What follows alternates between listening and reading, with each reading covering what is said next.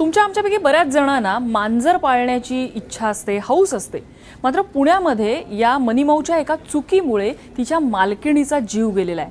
नेमकी घटना घडली कशी, आपण पाहूया हा सविस्तर रिपोर्ट.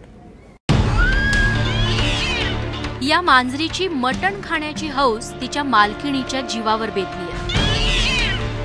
या 1 फुटाच्या मांजरीवरून सुरू झालेल्या वादामुळे पिंपरी चिंचवडच्या रहिवासी प्रभा रंगपिसे यांची हत्या करण्यात आली आहे.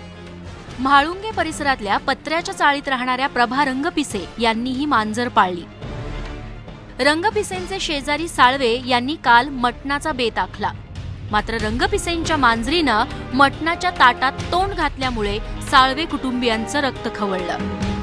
साळवे कुटुंबियांच्या घरात रंगपिसे यांच्या मुलीची मांजर आली. तिनं थेट साळवे कुटुंबियांच्या घरात काल रात्री जेवण सुरू असताना ताटात तोंड घातलं आणि याचा राग अनावर झाल्यामुळं या मांजरीला साळवे कुटुंबियांनी घराबाहेर फेकलं. आणि रंगपिसे यांच्या मुलीनं हा प्रकार पाहिल्यानंतर त्यांनी त्यांच्या आईला आणि भावाला बोलवून घेतलं. त्यानंतर या ठिकाणी शाब्दिक चकमक झाली.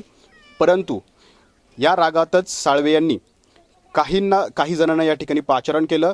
काही 4 तरुण जे आहेत ते या ठिकाणी आले. त्यांनी रंगपिसे यांना आणि त्यांच्या कुटुंबियांना जबर मारहाण केली.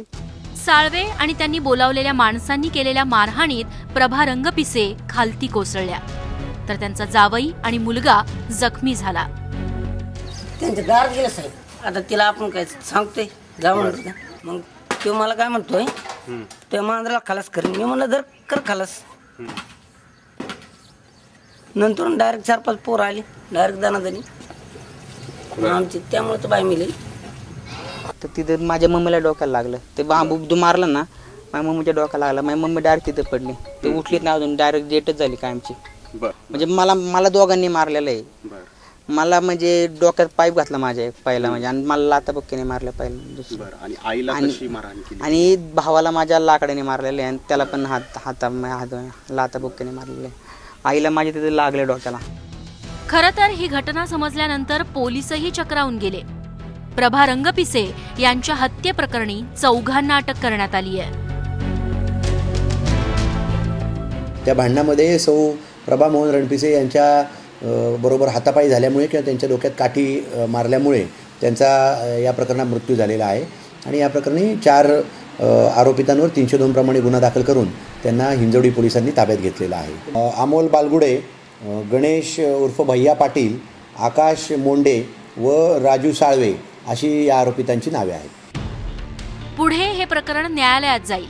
आरोपींना शिक्षा होईल किंवा ते कदाचित निर्दोषही सुटतील.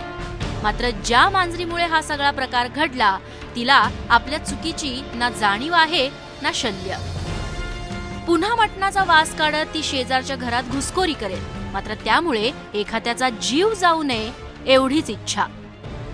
नाझीम मुल्लासह ब्युरो रिपोर्ट, ABP माझा, पिंपरी.